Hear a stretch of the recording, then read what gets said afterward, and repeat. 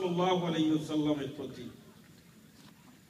সম্মানিত উপস্থিতি, আপনারা জানেন উপমহাদেশের বৃহত্তর ইসলামী আন্দোলন জামায়াত ইসলামী বাংলাদেশ প্রিয় জন্মভূমি বাংলাদেশে আল্লাহর আইন এবং সত্যের শাসন কায়েমের জন্য দীর্ঘদিন ধরে প্রচেষ্টা চালিয়ে যাচ্ছে।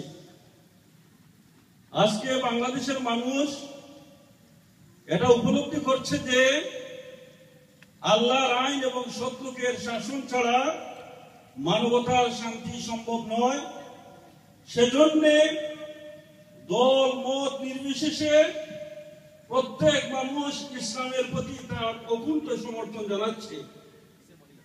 তারই ফলশ্রুতিতে ইসলাম বিদ্বেষী শত্রুরা, যারা আল্লাহর জমিনে আল্লাহর দ্বীনকে প্রতিষ্ঠা হোক সেটা চায় না,